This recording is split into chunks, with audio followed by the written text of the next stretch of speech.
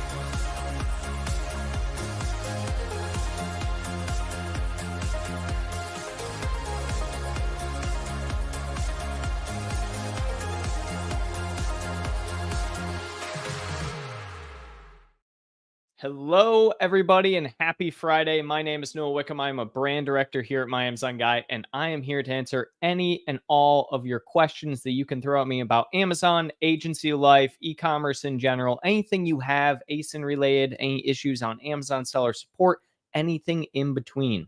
For those of you who do not know, we are My Amazon Guy. We are a full-service Amazon marketing agency. You can check out our site, myamazonguy.com. Check us out. We have a ton of different services, courses, everything in between. And today, I am going to answer any and all questions you have, whether it's about My Amazon Guy, agencies, Amazon, anything in between. So let us get started. We have a couple of starred chats. First and foremost, we always want to try and prioritize some of our actual people who subscribe to the channel. So first, starting out today, Rosina. Hi, thanks. Glad to see you back. I have a question. Can we get SQP data by parent ASIN, i.e. for all variations in a parent? How? Not that I'm aware of, Rosina. I believe SQP is strictly just for the ASIN view of the children. So parent ASINs are more of an identifier for a parent relationship and not for the actual children themselves. So I believe SQP is just for child ASINs. You can do the test by putting the parent ASIN when you go. Let me actually pull up search query here real quick. When you go over to search queries, so we have, for instance, like our brand view, and you do have an ASIN view. So there's one in here now. You could theoretically try and throw the parent in here. But from my knowledge, I think this actually might be a parent ASIN. I'll grab one real quick for you and do a quick test. But from my knowledge, I don't believe that is the case. So if I throw this, which I know is a parent ASIN in here, it's not going to give us any data. So I believe the case there is no, unfortunately not. It is by child only. Doug, good to see you back. How can I get the jelly bean shaped symbol to appear on my main image that show example only 6 pieces? So I think you might be talking about there, Doug, and correct me if I am wrong, but if you're talking about like, I don't know, 4-pack, I'll just type this in and then share it. And of course, I'm not seeing a single product with it on there. But if you're talking about that little thing in the top right corner that has the little Amazon logo, it's kind of, as you say, jelly bean shaped. And it says, 6 pieces, set of 4, things like that, 4-pack, whatever. Unfortunately, you can't. That's a Amazon only attribute. So Amazon puts that on listings. I actually see that it's wrong more oftentimes than it's actually right. So unfortunately, you can't. There's now a way for the individual seller. You can go through seller support and I suppose request them to put it on there, but it's Amazon only. They get to choose and decide there whether or not that's going to actually be on the listing. We have Karan Singh next. Making a family of true variations combines the reviews and likely improves conversion as a result, but in turn also worsens traffic since the listing is now all one. Therefore, was an ideal family size. I think that is category and product dependent. So things like apparel, you can have larger family sizes, parentages for products where it makes a little bit more sense. But by and large, I'm going to stick to kind of this measurement. Typically, you don't want more than 10 variations at any given time. I would say 12 in some cases as well. And what I mean by that is, for instance, if you have a dual parentage, so you have, let's say, color and size, you would want to have no more than 5 different colors, no more than 5 different sizes. Any more than that, and what you're essentially doing is starting to muddle things. And this really does need to be tested because there are, some brands out there. So if I look at, for instance, like holsters, it's a great category example. I'm actually not going to pull it up because I think that might be against YouTube TOS. But holsters is a great example where a lot of holster brands and companies, they will do, like 100+ variations all at the same time. And that makes a lot of sense for what they're selling and what they're trying to do because it's very niche and people are going to look for their specific one. Whereas if you just have, some slight variations in what you're actually selling, yeah, I wouldn't do more than 10 to 12 variations at any given time. You can do more. Again, it's going to be very category dependent. The best way to go about this, just test, do some tests. And also if you have 20 something variations and you can break it out into multiple parentages, do so. Keep your best selling items in one, keep your lower selling items in another, or do one hero product, some low sellers, another hero product, some other low sellers, etc. So, it's up to interpretation, but usually follow the data in this kind of realm. Secondarily, part two, many times I've made families for clients, but seen that traffic drops and creating the family ended up not being worth it. So I'm wondering what to do. What's the ideal blend / number? Typically, if you're going to see traffic drop from creating the parentage, that usually is not so much a issue with creating the actual parentage. It usually comes down to you're putting all of your eggs into one basket. And what I mean by that is you usually probably have a hero product that was overtaking a lot of your other products, and you're not putting as much emphasis, whether it's via advertising or your ranking as a whole, in it together. And that's a lot of times what ends up happening. People end up usually splitting them together too much. And, again, if you're having too large of a parentage or too large of a variation set, that definitely can hurt your overall conversion, but your traffic as a whole shouldn't be as affected when you do a parentage. That shouldn't be, something that you see too much of an effect, unless, again, you are in some way causing the product to no longer be able to be searchable, which can happen. You can get search suppressions from a parentage, but again, rare, but it can happen. We got a follow up here, Doug. Reference the legacy ASIN, which, talking about the legacy ASIN again, Doug, which Amazon department or report would you suggest that I submit the problem screenshots, pictures of product packaging, and pictures of your USPTO trademark? Brand registry. So go to brand registry and submit directly to them. I wouldn't submit it to anyone else. I would, to be fair, do a brand registry case and then create a seller support case, linking the case ID for brand registry as well, letting seller support know about the issue with your ASIN. I still think that's so interesting, Doug, having 5 different brand names that have all been merged into one. But yeah, that's definitely an Amazon brand registry issue, and they should take care of that as well because it's bad faith and bad issues on their end. Next, we have Quran again. Assuming each variation is standalone, has great rating and review count, can't it be argued that not creating a family is best to occupy?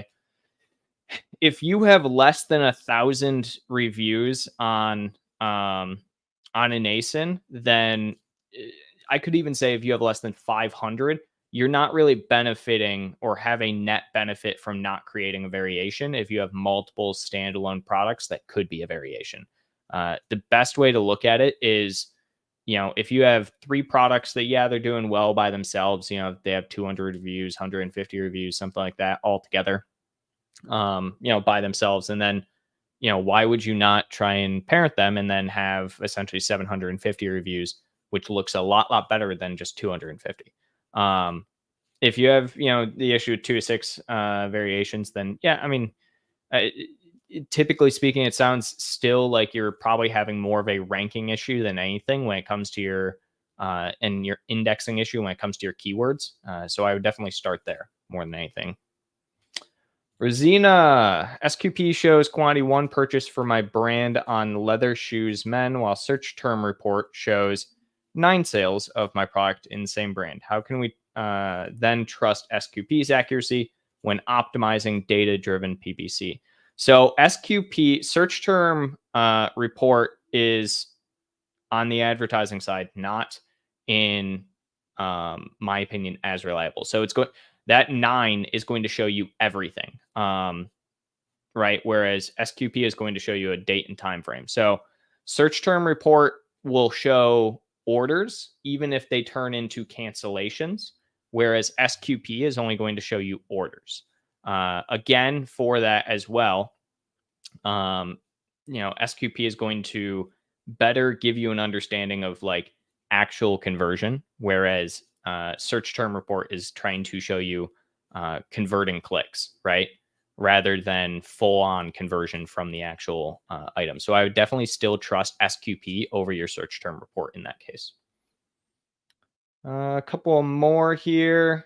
I have some excess FBA inventory in long storage cost.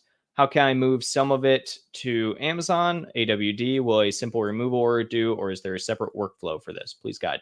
Yeah, so for moving excess inventory, you have to create a removal order, and then you'd have to have it sent back to you and then sent to AWD. You can't send or remove things to AWD, unfortunately, as that's, you'd have to essentially go through Amazon's system for it. If they allow you to do a removal order, you'll see that in the actual AWD screen where you can send product excess inventory over to AWD, but usually they require you to remove it from FBA and then send it back to AWD. Doug Piper, my main image optimization. Okay. I'm trying to show packaging, all the pieces 5, as well as how to use the include tool. What issues should I avoid? Don't make your box too white. That's a big one. I see people all the time. They put a really, really stark white box there. I wonder if I can find an example, but they put a stark white box essentially like right in the image. What that ends up doing is Amazon's like, hey, it seems like you don't have, or you have a watermark on your product image, right? And then they don't let you use it. That's a big issue I see common. Another one, what should you avoid? Don't make any like false claims, obviously, even though, they can't read images, still don't make false claims. It's not good, can get you reported. Don't make your text too small. That's a really big one I see very often with people trying to copy main image hacks is they will add so much information onto a box or onto a product, onto anything. And it's just such small text and you can't read it. Imagine you have to look at all design as if someone is purchasing from their phone. So if you are trying to understand what people are going to be seeing, do it from a mobile perspective. 60 to 70% of all orders on Amazon come from mobile. So you should look at, taking your phone out. Can you read the text on the image, on the main image, if it's, this big? If not, then your text is too small. All right, let me clear up some of these chats and then we'll hop in here. There we go.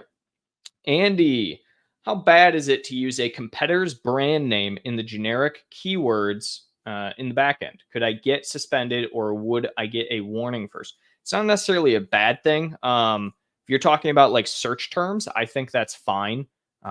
You're still, it's yes, a risk, but not as bad of one. The reality is the only bad thing about using a competitor's brand name in your copy is that you can get flagged for IP infringement. But using a competitor brand name in your backend search terms isn't IP infringement worthy. It's not anything where you're actively like saying anything about, client product. You can even use a competitor brand name in your actual copy if you do, compatible with, right? So if your product is, compatible with iPhone. So if I have a iPhone charger and my product is compatible with iPhone, I can put iPhone in my title as long as I say compatible with iPhone. But if, I don't have something that's compatible with it, yeah, you can throw in your backend search terms. That would be fine.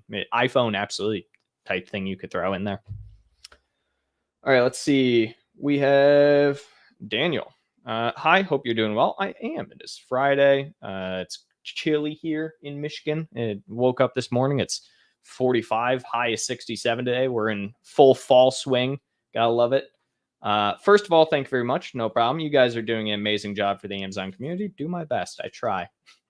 How do you find out the conversion rate and CTR of an ASIN? Yep. So for this, you're going to want to do your ICAP funnel. So for your ICAP funnel, we'll head on over here. Let me pull this up for you. I don't know if I have a good product on this account. Let me log into a different account real quick here. Daniel will now show you, as this one is not a great example. You're going to go to your market basket analysis, though, Daniel. You'll go to your ICAP and then your market basket, and then from there, you'll be able to, let me pull this up real quick just so you can get an idea for it. There we go. I really should have accounts at the ready for this, but I don't always. All right, there we go. I am now logged in. Go here. All right. So for this, you will go over to your brand analytics. If this will load from your brand analytics, you're going to go over to your market basket. So your market basket is going to show you a couple of things. You're going to see first off your purchase combinations, which is going to show you your order number, right? So this is not exactly what you're asking. We'll get to conversion and CTR here in a second, but this is specifically going to show you essentially what people are purchasing alongside your product to help with your conversion. From there as well, you're going to want to come over to your search query performance. So we talked about this a couple of minutes ago. Search query performance is going to show you a few things. It's going to show you your impressions. So it's going to show you your brand share, brand count, total count. It's going to show you your clicks. So your click count. So that's your CTR for each one of these keywords. And then it's also going to show you your cart ads and your purchases. To get this from an ASIN level, you would just go over to your ASIN view. So if you just pick any one, these I'll do weekly, we'll apply this. And no data for this specific ASIN I chose, but nonetheless, same thing. So you can do it from a brand view. Brand view, in my opinion, is more important in some cases than ASIN view, just because you get your actual search query for keywords, but then you can do it as well from an ASIN view. Again, I also, alongside this, am going to always recommend looking at your market basket just to see what your purchase combinations are, because that will give you a lot of data as well when it comes to understanding how, what people are also purchasing alongside. Let's see. Daniel also asks, at what point do you guys decide that it's not pricing or PPC issue? Something is wrong with the main image. I don't think we ever decide there's something wrong with the main image. I think main image CTR and main image hacks, things like that, are things that I am always going to push first and foremost. Main image, updating your main image is something that you should absolutely be doing all the time on Amazon.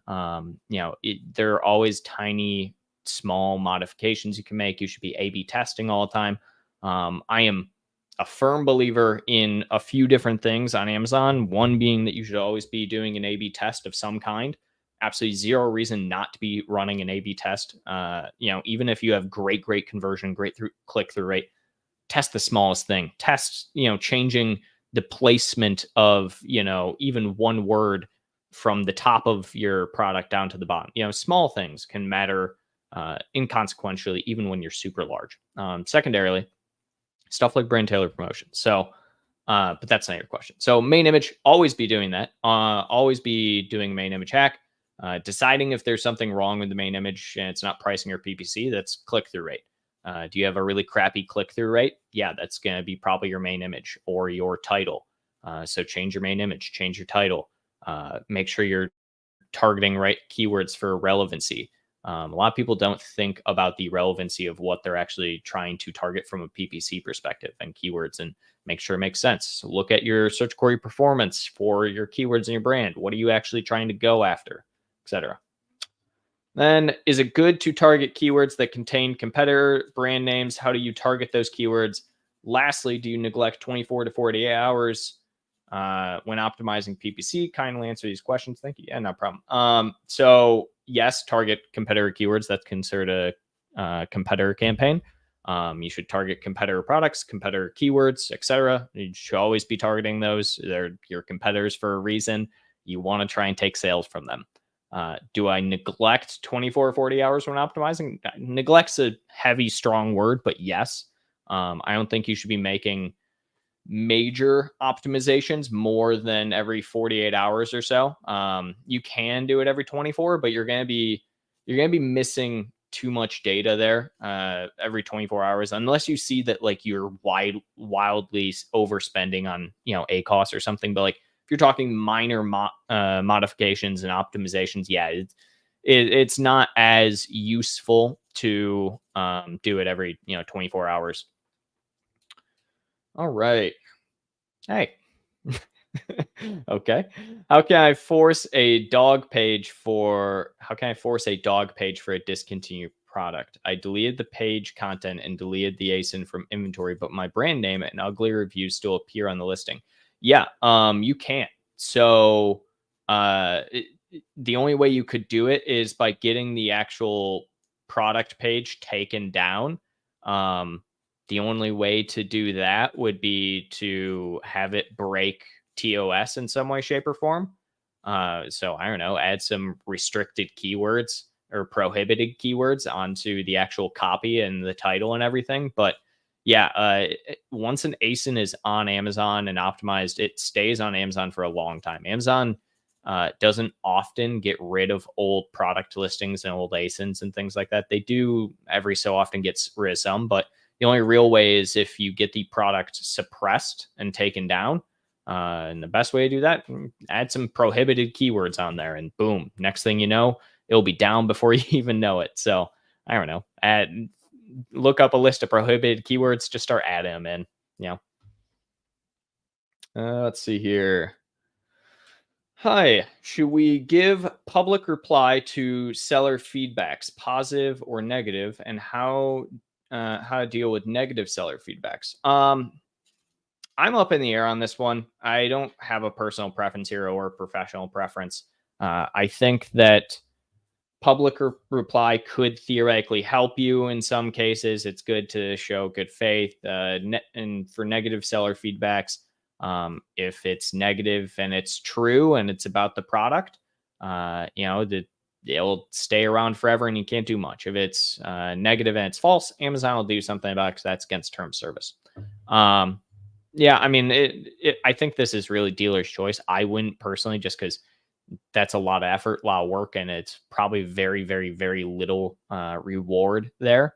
So yeah, I don't see any real purpose in it, I should say. What should be the minimum inventory level in FBA? What is the minimum amount we should fall under? Units enough to sell in 30 days, 65 days, etc. For restock recommendations, I'm always going to say 90 days ish, 60 and 90 days for restock. Make sure you have 60 and 90 days coverage. For minimum, like absolute minimum amount, Amazon tells you that there is literally a charge that Amazon has for low inventory fee. So that's just go to your FBA inventory, and then for inventory health status, do low stock. Let's see here. Yeah, so we can do something like this where it's literally just low stock. You can see here, just says low stock. And yeah, that's exactly the thing where if it says low stock, it's low stock. Don't, do anything with it. Add more inventory to it, I should say. I tried deals a lot of times, but none of them were successful. What is the best way to create deals and what to do before and during the deal to make it successful? What should we expect from deals? Not much. I'm not a huge fan of deals, especially lightning deals. I think that they're overpriced for what you get. And I think that you can usually get a lot of the incentive from a deal just from doing the discount that you were going to do regardless. From that standpoint, the best way to go about them is only really use them during like peak season, right? So don't use them in like the off season. Don't go, forward and see anything, or don't go and like use them when your sales are like at their lowest. There's no point in that, right? Or I should say your impressions and search volume. So peak season is probably best. It's more expensive to do it then, but yeah, I'm not a huge fan, like I said, at the end of the day. I think they serve a purpose in some capacity. But in this day and age, it's up in the air. When we see sudden drop in sales for unknown reasons, what should we check? We sell around $1,000 per day and it drops to $600. How many consecutive days should we worried and what should we check? So it's funny because I was literally talking about this with someone this morning. Drink some coffee. All right. So you are in the situation of you have lost a bunch of search volume for your product randomly. You don't know, or lost a bunch of sales when you normally have a good general amount. You don't know why. So if nothing is appearing on the back end for you, let me just pull up a product here. So if nothing's appearing on the back end for you, and you can't seem to figure out what the cause is, there's a couple of things you can do here. So first and foremost, one of the things I'll always say is look for a hidden suppression. The best way to look for a hidden suppression is to come to Amazon itself, put the ASIN in the search bar, search for it. This is the product I was looking for. If your product does not come up within, number one space or anything like that, when you search the ASIN specifically in the search bar, that means that you have a hidden suppression. So your product is in fact suppressed for some type of reason. So when that happens, you should absolutely be looking to try and submit a support case. You need to go to Amazon Seller Support. They have the new listing help feature. You can usually try and see why your product has a hidden suppression of some kind and solve it from there. Now, past that as well, what I would definitely also look at doing is check your search query performance report. Actually, you probably want to check your search volume report more than anything, where essentially, let me pull this up here as well. Essentially, you're trying to see, is there a drop in overall catalog for searches and impressions. So if you can see, for instance, under your search, let's see here, let's do search query. So if you can see, for instance, like a drop in total impression count in your actual search, you can see, on your top keywords, what your score is and everything. If you see a drop in impression count, that will tell you very quickly, oh, there is an issue with the actual category. So it means people aren't searching for it. So those are the two primary areas. Secondarily, I would look at your advertising. Your advertising will tell you a lot of things. Check your impressions first and foremost. Are you running on a budget anywhere? Check for your budget allotment.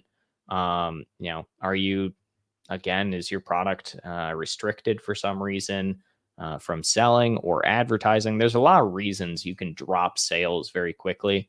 It can even be something as simple as, guess what? You now have a new competitor who's very heavily targeting your, campaigns. So check to see, like, your branded keywords. Are you still ranking very highly for them? Are you still advertising against them well? Things like that. So those are kind of the primary areas I check first and foremost before anything. I sell on Amazon for 3 years, 20 years experience in different industry and a career change. Nice. For the last 6 months, I can say I become more competent. Company and Amazon operations profitable. Great. Can I work in MAG and continue selling in my own account? I want to learn more and more stuff, and I think it could be beneficial for both parties. Yeah. So we absolutely do. If anybody's curious, we're always hiring. So just come to our page and try and look for a job here. We're always hiring a million different roles in brand management. If you're US, we also have like director, manager, everything in between, tons of roles. So definitely check out our page if you're looking for a job. Always hiring. Secondarily, yes, you can operate your own store if you work for MAG. We have tons and tons and tons of our brand managers who have their own brands, which I honestly think is a perk. Is really, really cool to be able to work at a place where you not only get to learn on a daily basis with all of the new information that's coming out, but secondarily, you get to apply that own learning into your own brand, and then also learn things from your brand that you can apply to other people's brands as well. So it's a very collaborative environment here at MAG, where you can really work well with other people and learn a lot of different things, and definitely benefit from it in a mutually assured way. Let's see here. We got another one. When is a good time to break Parentage and sell items as standalone ASINs to have more visibility on page one? Again, the best time for this, if you have between 500 to 1,000 reviews on a product, you can break it then. 1,000 really should be the kind of threshold there to say break a Parentage. But if that 1,000 is encompassing all of your products, no, you want to have 1,000 pretty much on every single one of your ASINs. If you have like one product that has 1,000, another has like 200, keep it together. It's not hurting it as much as you might think to have a Parentage. How can I force? I already talked about this one. Let's see here. Dehunt. I'm using a flat file to update a listing. Nice. Everything updates except my title and photos. Flat file says it was successfully uploaded. How do I get everything to update? Sounds like you're only doing a partial update. So partial updates won't update the photos on something. Make sure you're doing a full update rather than a partial update for the product.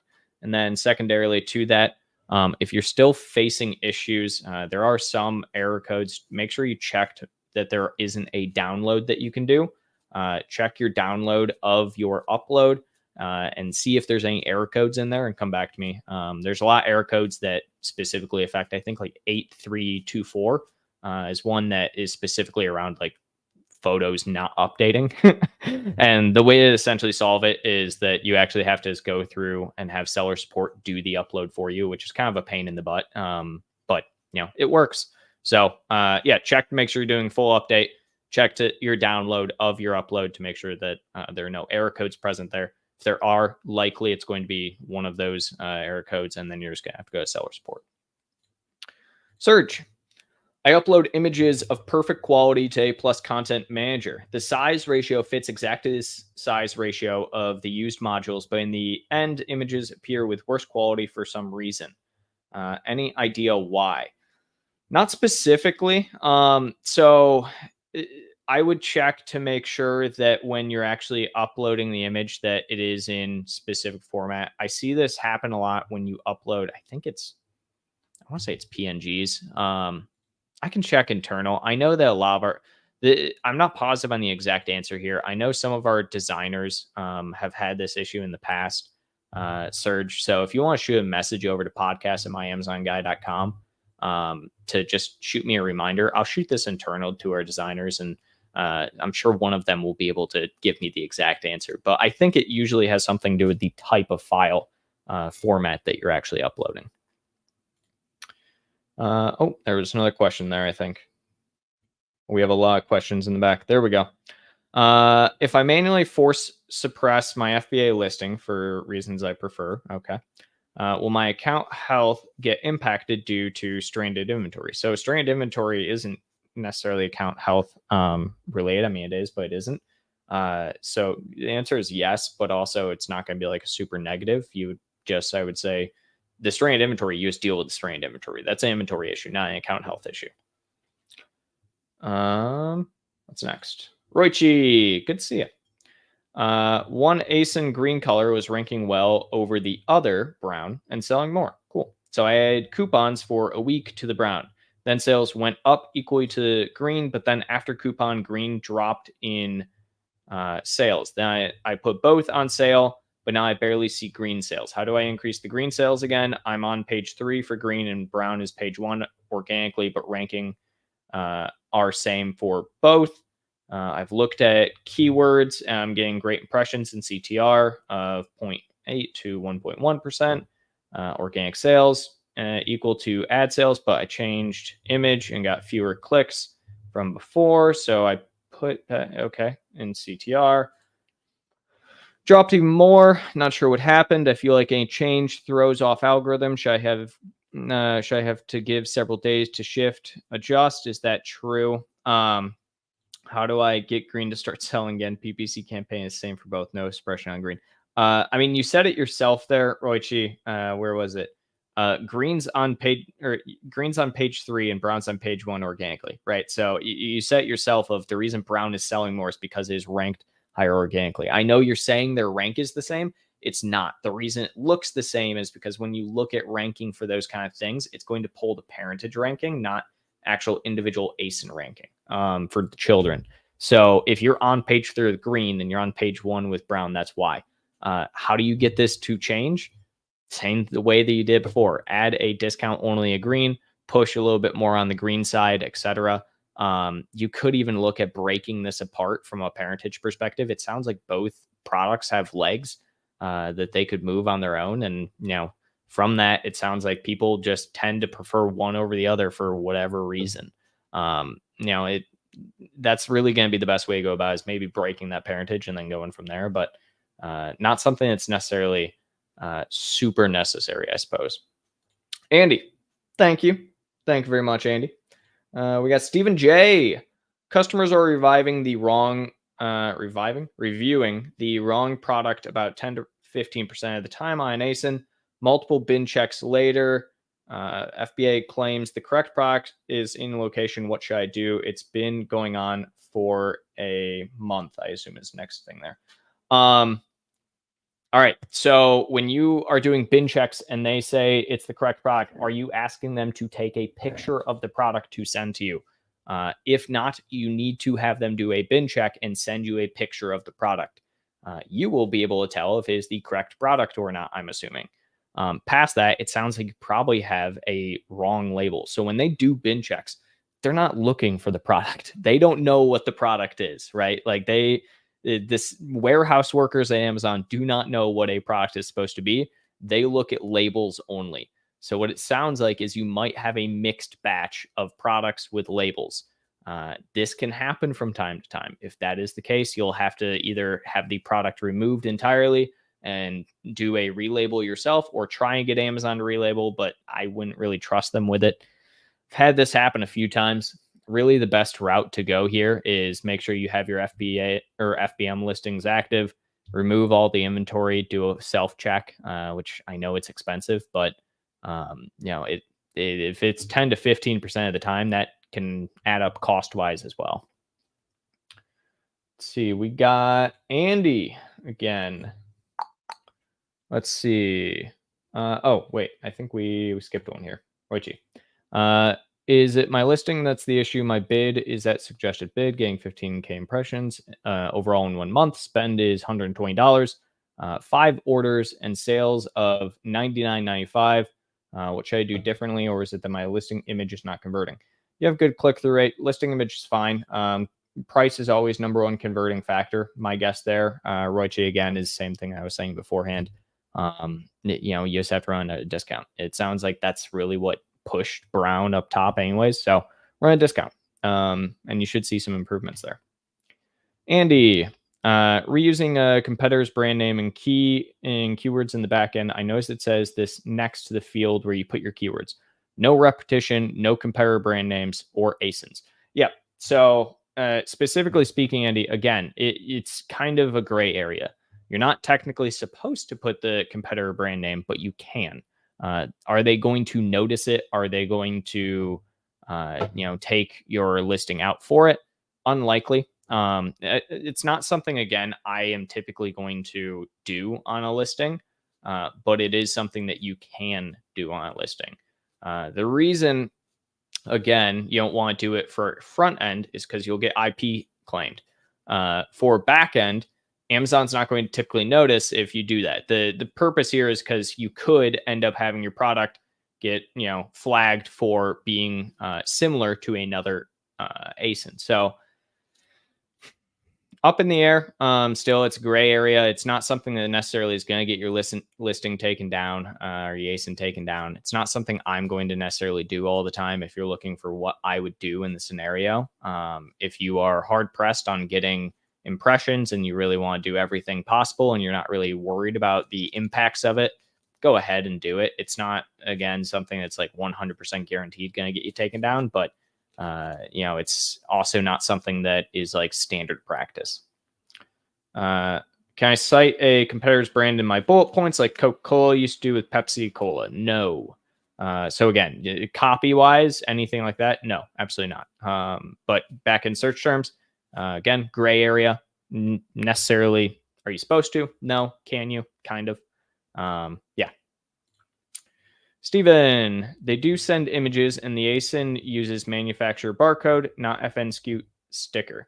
So, okay, so when they send pictures, Steven, are they sending it of single product and is it the correct product? If yes, then you have a few different things that could possibly be going on here. Number one, people are purchasing a product from you that they think is a different product. Not necessarily that they are getting the wrong product from what they purchased, but they thought they were going to be getting something else than what they thought. If you're saying it's another variation type, then that to me says that you could have a labeling issue still. If it is specifically another variation type that they're supposed to be getting, there's a potential that when you have, two variations and your manufacturer is printing stuff out and they're using manufacturer barcode, Cool. Your manufacturer could have accidentally labeled a bunch of units the same as another one. Amazon brought them all in. They scanned the label and they put everything into one. And guess what? Now you have two different variations that are mixed into one single bin. So that's entirely possible as well. It is rare, I should say, Stephen, especially with manufacturer barcode, that Amazon has just actively mixed a bunch of different products with different manufacturer barcodes and different variations all together. Again, Amazon doesn't, their warehouses are actually pretty well maintained. There's definitely some issues in them, don't get me wrong. And I have had my fair share of hatred towards them and this exact type of issue. But it is rare for them to fully make a bin issue or mistake like that, especially if you've already done multiple bin checks, where you're saying that people are getting the wrong product. So it sounds like a labeling issue. Unfortunately, your best solution here, if you really need this solved, is to do a removal order of all of the product and check it yourself, which is again expensive. If you can not do that and just eat the cost of people returning 15% of orders, I would do that. Secondary thing here, the only other possible option, check your listing. There are times where I've seen people say exactly what you're saying over and over again, and it turns out that they didn't realize in their listing they mixed up one of their images, right, with a variation. People purchase the product based off of the image, thinking they're getting one product, and they end up getting another. It's a wrong color or something, and boom, bing, bada, boom. And people are going to return it. So, that's your kind of best solution there, Steven. There's not a million, options here. It's not likely that Amazon has mixed together a crap ton of inventory, especially if they have different barcodes, because Amazon, every time they send a product out, they have to scan that barcode, right? So it's not like they're going to consistently be scanning the wrong barcode and sending out the product. Roichi, when setting a price to new ASIN, do I have to list and your price be the same and just start 50% off on sale, or do I get to set real price at ideal price and list for 50% off? You can do list at 50% off. Do you guys have a video that teaches step-by-step how to compete on keywords with your competitors on Helium and Amazon? I see other videos, but doesn't show what to do after putting in keyword lists. Yeah, I mean, we have several videos on this. I would check our channel. I can do a quick search for you if you want. But from my knowledge, I think we have a couple. What I would do is I would do competitor keyword. Let's see here. Yeah, do this. Check out this one right here. I know this one's really good. Amazon Keyword Research Masterclass is really good. I can add this to my docket as well. Roichi is just another video to make. I'd be happy to. I don't see an issue. Why not? I've used strategy of using brand analytics where I rank organically in search terms. They are low search terms, but I add them to my PPC. I'm not getting any impressions, even though bid is equal to suggested bid. How is it possible if I'm ranking at 10 for that keyword? Low search volume. That's usually the case for stuff like that. I have an entire video, if you look up just impressions on our YouTube channel, going over talking about why you would get low impressions, and usually it comes down to things like search volume. All right, I got a bunch more questions I gotta get through outside of our starred ones. We are going to hold off on prioritizing members for just a bit here, guys. I want to make sure I get to everyone. Let's see. There we go. Thank you.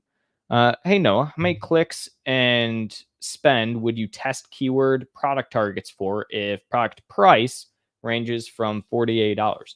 I don't have it based on product price. So I'm never going to base this off product price. I mean, it's going to be based off of what can you spend and what is the cost of your keywords. So what's your budget? What's the cost of your keywords? What can you afford to spend on a daily basis? So clicks and spends for testing keywords. I mean, that's, again, yeah, has nothing to do with product price unless you're going after specifically like a ROAS goal, and which should be like 3, like hit a ROAS of 3. But outside of that, yeah, I'm not going to have specific for product pricing. Do you guys focus on clicks or spend? Spend. Like for example, you get 5 clicks, but cost per click is around $2. Would you keep testing such high cost per click keywords till it reaches enough clicks? And what would be that? Yeah, actually, probably all of the above. We focus mostly on ACoS more than anything, and budget. We have clients, and I've worked with clients that have keywords that literally cost $45 per click. That is not a joke. It's an actual thing. There are some keywords. I think the highest I've ever seen is $52 per click on keyword. Not on one that I was actively on, but it was just something I was looking into. So I'm not going to. Obviously, cost per click does come into account, but it really comes down to what you're trying to bid for it. How much can you spend? So we're more worried about budget. We're more worried about ACoS. We're worried about tacos, etc.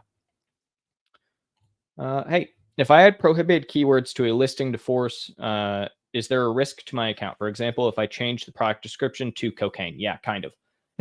Cocaine, definitely. Yeah, so that's you're gonna get an account health warning. It may not have an actual effect. Usually, not going to have anything. It's just gonna be under. So if I just come over here, it's gonna be under listing policy violations or restricted product violations. It'll depend on what you choose to add there, but it can have an effect on your account health, but it's not going to have like a long-standing one. And usually, it depending on what it is, you'll get some form of listing policy violation that'll say something along the lines of like, what was the account health impact, and it'll say like none. Another one of your error list document. Speak to me about GS1 error 572. Oh, I think I actually so for those that don't know, I think I talked about it earlier.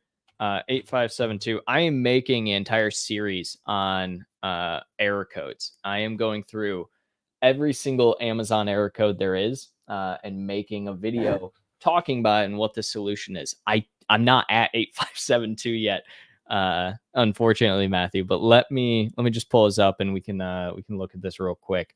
So you're using UPCs that do not match products you're trying to list, using incorrect codes prohibit.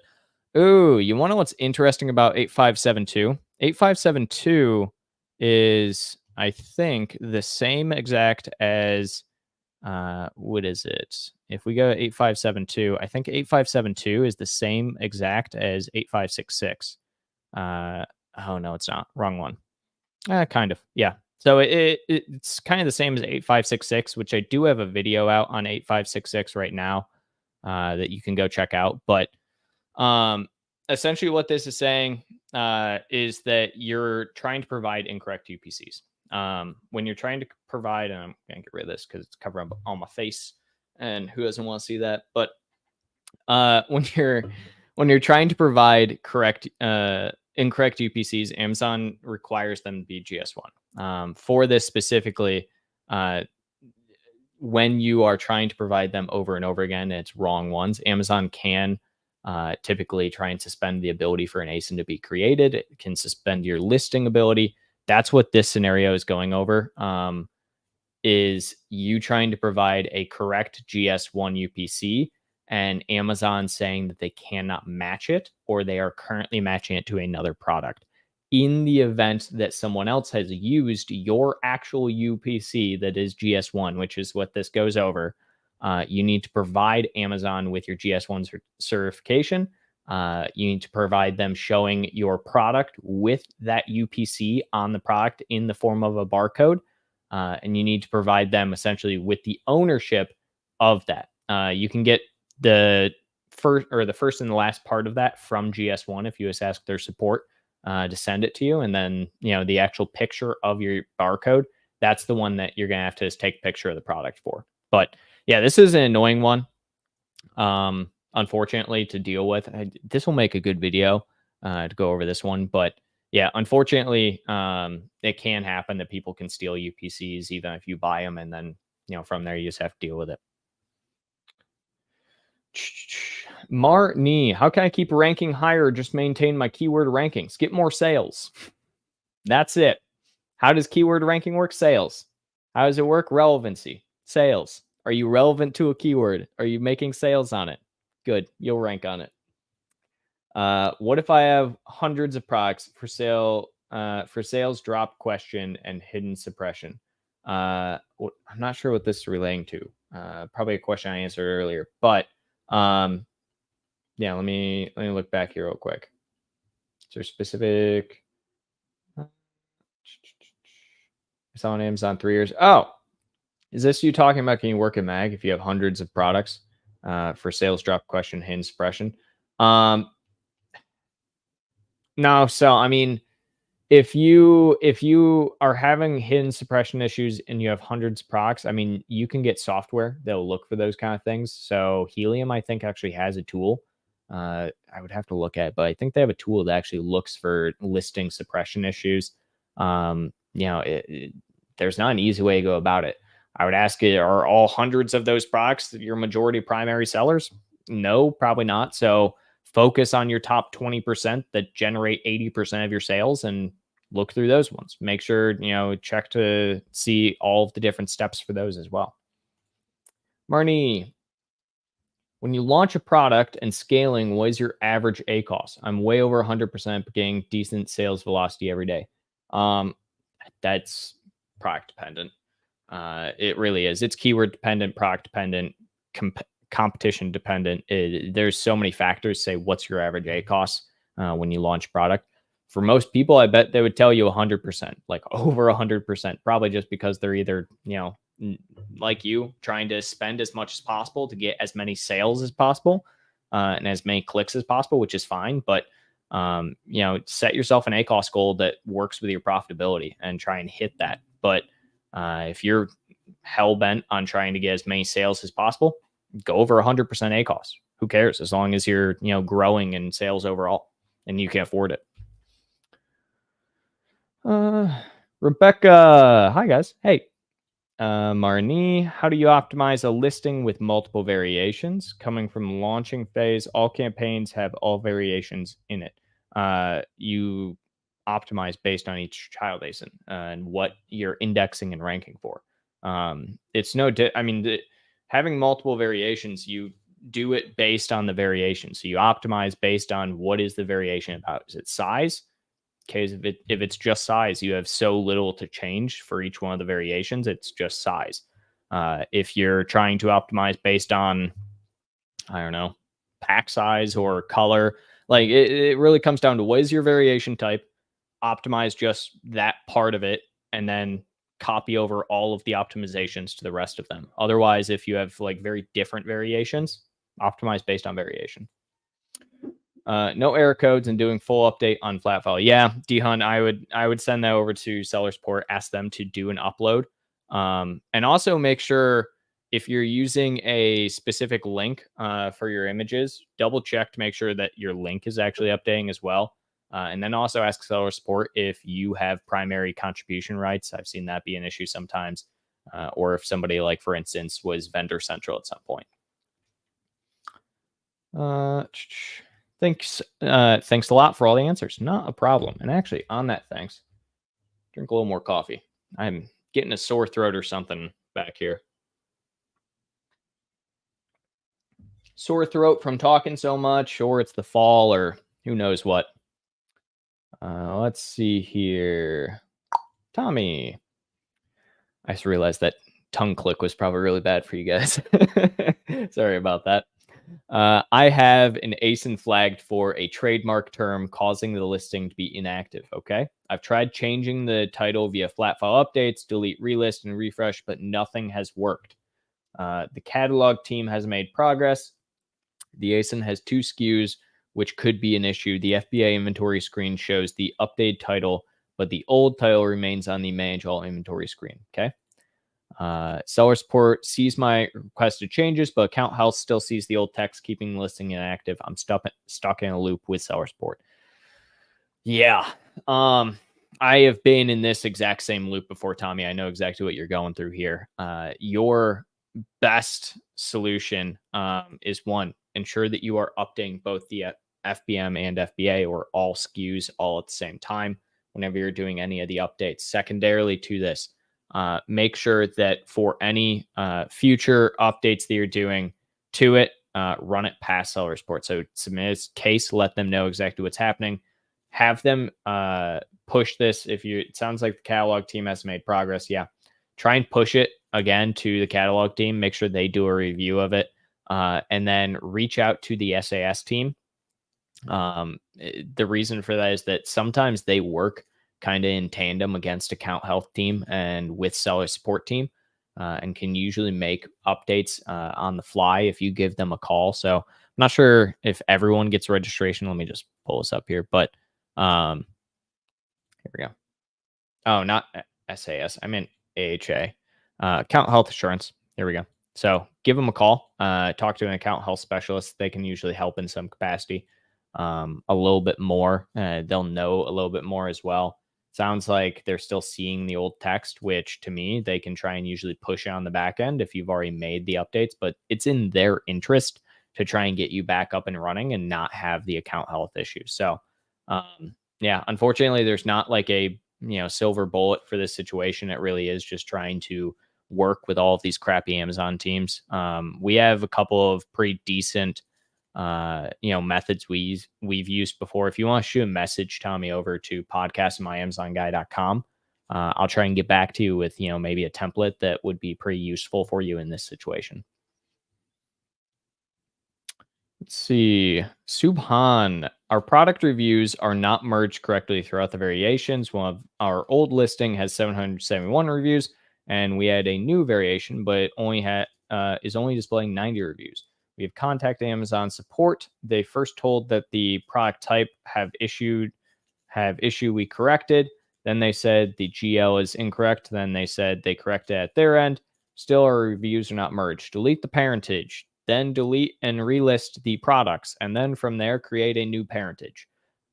This is pretty common across the board. Not merging reviews is a super common thing that I see all the time. It's not a super big issue at the end of the day. It's just a pain in the butt to deal with. So yeah, delete parentage, do a delete and relist on the products, recreate the products, recreate the parentage. You should see a merge there.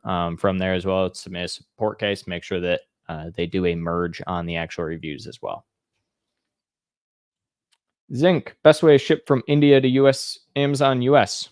Buy a boat, I suppose. I don't know. Yeah, it ship from a boat, freight. Find a company that'll do it. There's a million different answers there. Marvin Conrad, how do you structure in PPC a product with 20 variants, color or pattern different?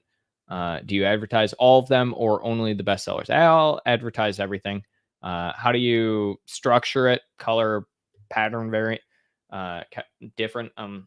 Yeah, I mean, it comes down to what is the actual variation type.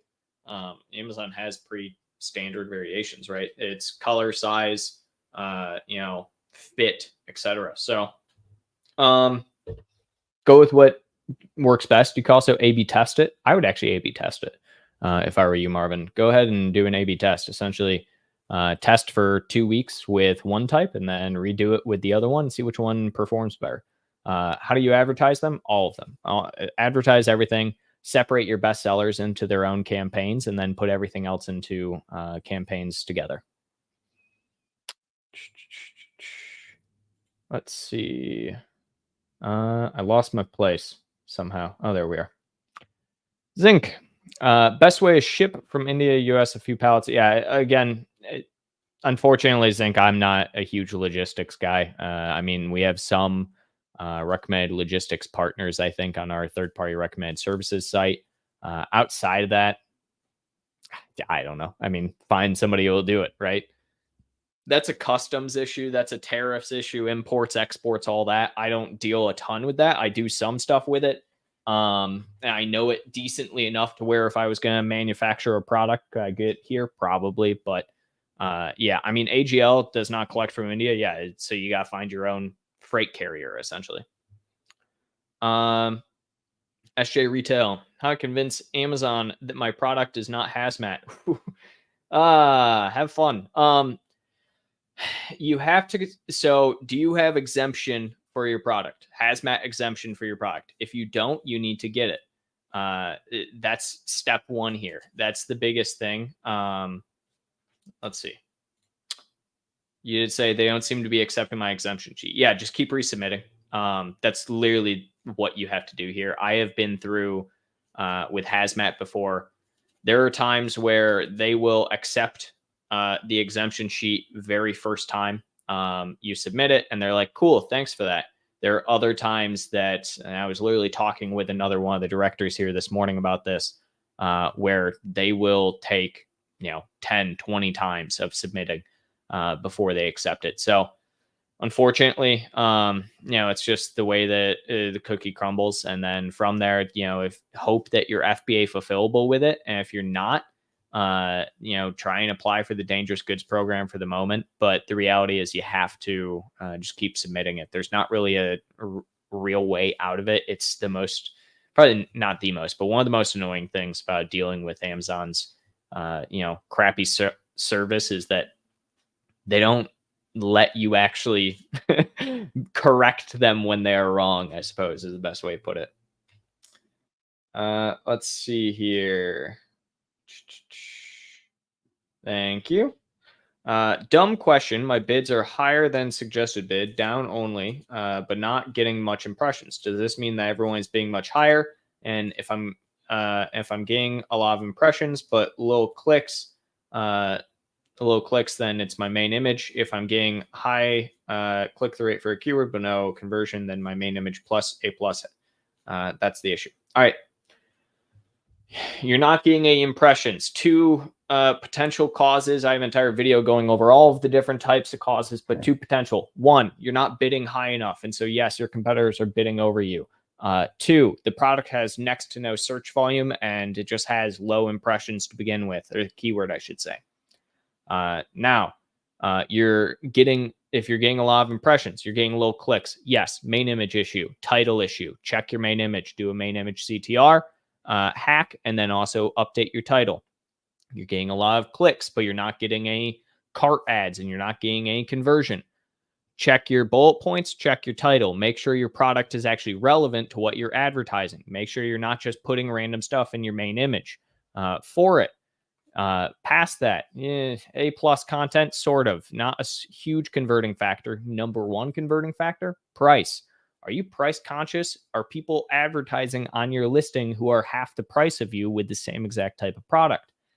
All of those things are going to be your, kind of atypicals to check there. But yeah, essentially go down that list and identify where is your problem actually occurring. Is it occurring from the first stage with impressions? Is it occurring when you're going after your clicks? Is it occurring when you're going after your cart ads? There's even the thing of, for instance, people add it to their cart and then you won't get any conversions from that. Check your cart ads. If you're getting a crap ton of cart ads and people don't check out with it, usually means they're shopping around and they find someone cheaper. Do a brand tailored promotion, brand cart abandoners. Boom. Harris, hey, good to see you. Long time no see. Just want you to make a video on how to bid for increase in storage capacity. There are not a lot of updated video regarding this. Yeah, I would be happy to. Ali on the back end, if you guys or Ina, if you can make a little note for me to remind me about this. But yeah, I'll absolutely do that, Harris. I will absolutely get one out probably next week. The rest of the questions are not due to first question. Okay. Rosina, the ROI for staying up to the end of Noah Wickham's show is sky high. Thank you. I appreciate that, Rosina. Carmen Lopez, why the manufacturing shipped revenue is higher than sourcing revenue? Manufacturing shipped revenue is higher than sourcing revenue. I have no idea what you're actually asking here. If you're talking about like why is the shipped revenue from like manufacturing standpoint higher than the sourcing revenue, I mean, I don't know. That would have to do with the product, right? And how much you're paying for the product, as well as what the actual overall cost and ROI on it is. Tommy, thank you for the $10. No problem, sir. Glad to see you try. Let me know if anything works. Carmen asking again, why manufacturing shipped revenue is different from sourcing shipped revenue? What can cause the discrepancy of the number? Oh, you're asking specifically in the report. So manufacturing shipped revenue and sourcing shipped revenue are two different areas. So sourcing shipped revenue is going to be including the actual shipping aspect of it, right? So you're talking about the freight charges, everything like that with sourcing, whereas manufacturing is simply just the cost of goods. It's not actually the same with that. Does that make sense? So one of them includes the transport, one doesn't. Let's see. Swan, does deleting the parent ASIN remove our existing reviews and sales history? If not, how long should we wait before relisting the product? No, it doesn't. Parent ASINs don't have any reviews on them. It's all child dependent for reviews, and same with sales history. How long to wait? 24 hours. Wait 24 hours minimum before doing anything else with it. It's been more than 48 hours. Okay, there we go. Since we manually updated our listing titles bullets from Seller Central, not using a flat file, but while some have reflected the content on the PDP, but some still haven't reflected on the PDP, what should we do? Use a flat file, because Amazon's backend system for updating things is trash. Yeah, flat file always. If you're going to be updating stuff, do a partial update for stuff like title and bullets, and you should be good to go. SJ Retail. I have a registered trademark for a well-known quote unquote brand in my country. Amazon says they cannot register this brand to my brand registry, as this is a well-known quote unquote brand in other geography. Okay. So you have a registered trademark in your country, but you're trying to sell in another country on a different brand registry without the trademark in that country. So if you're trying to sell, let's say US, and you have a trademark in, I don't know, Zimbabwe. I don't know if that's they even do trademarks in Zimbabwe, but let's just say it is. You have to get a U.S. trademark from the USPTO, but it sounds like that trademark is already done in the USPTO. I mean, this is why you can have theoretically two different companies in two different countries that have the same exact name, but they can't, necessarily sue each other, and they're definitely not going to go to the other thing. No, I want to sell it in my country only. It's a good thing I was right there, SJ. Then you have to register for brand registry in your country. But if someone else is already registered for that brand registry trademark, you can't. Amazon brand registry, check brand registry and search it to see if there is a brand that is already selling with that brand name. If there is, Amazon won't let you. But if there isn't, then you have the trademark and you can register it. Amazon's only going to deny it if there is another trademark that would infringe across that. If that makes sense. All right, guys. Seems caught up to questions today. So cutting it 10 minutes short here. I think that was good today, though. A lot of questions, a lot of interesting stuff. Love to see it from you all. Again, just so we'll do a little recap here. My name is Noah Wickham. I'm brand director here at My Amazon Guy. What is My Amazon Guy? Well, My Amazon Guy is a full service agency. Feel free to check us out. We have a cool new website that our team has been working on. I think this is really cool. We're testing out our little main image here as well all the time. So checking out every couple of weeks. We're going to add some different stuff here. Really cool stuff, though, from the team. So overall, what do? We have a million different services. We do full service management. We also do a la carte. So if you just want a main image done, if you want your SEO done for you, even just advertising, anything in between, we'll do it for you. Let us know. Reach out to us. More than happy to work with anyone. If you want SOPs, you want to learn anything Amazon related, we sell all of our SOPs. We also have a lot of different courses as well. So check out all of our courses with certificates. If you know nothing on Amazon and you want to start a career, we do paid internships. We're always hiring interns for pretty much every single position. You can see some cool stuff. We do meetups with everyone as well, little summits with the whole team across the entire globe. It's really cool. I was just hanging out with some people just a couple of weeks ago. Overall, if you know nothing or if you know something, try and get a job with us. We're always hiring for different positions. Would love to see everyone there. Then finally, we do coaching as well. You can actually get, half an hour with me if you ever want to. Don't know if you would want to, but nonetheless, it's there. So that being said, we'll call it there. Again, my name is Noah Wickham. I am brand director here at My Amazon Guy. I will be here again next Friday at noon EST to answer all of your Amazon agency related questions, anything you can throw at me in general. And I hope everyone has a great weekend, great week ahead, and we'll call it there. See everybody.